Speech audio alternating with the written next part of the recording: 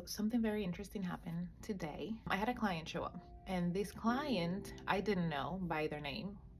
When I saw their name, I didn't remember that this person had in the past, I would say in the past, what, 7, 8 years ago, provided services to one of my kids. This person used to come to my house and provide services to one of my kids. When I saw them, I greeted them and I did brought them in, but I did mention them that because they had helped me in the past in my house and we had that prior relationship, I would not be able to provide therapy to their child now. So they were agreeable, they were understanding, and so what I did was I referred them out to another clinician who can, or a therapist that can actually help them.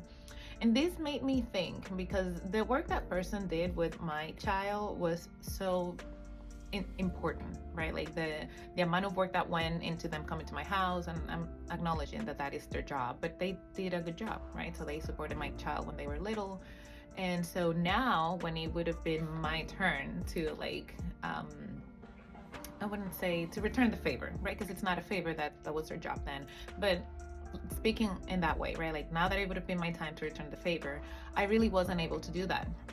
Not because I didn't want to, but because, we have very specific ethics that we go by, and that would be a conflict of interest for me as a therapist to provide any type of treatment to a person with whom I had any type of personal relationship in the past. They were agreeable, they understood, they were very clear. That led me to think something else. Sometimes we get help from people, or we help people, and I'm not saying that we are expecting to receive the help back or we're expecting anything in return, right? But sometimes we may either give help to people or receive help from other people, and then when it's our time to receive help, that is specific person that helped us then is not the person that can actually help us now.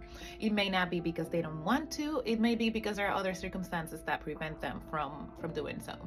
Just keep that in mind, because sometimes I know this was a very specific case, because as a therapist I am unable to engage in any type of other type of relationships because it's a conflict, but it could happen even in real life. Like I've had friends that have been very supportive of me, and I've had friends that I've been very supportive of them, and then when times they are not there for me, right? Not because, it may be because they don't want to, but it may be because they can't.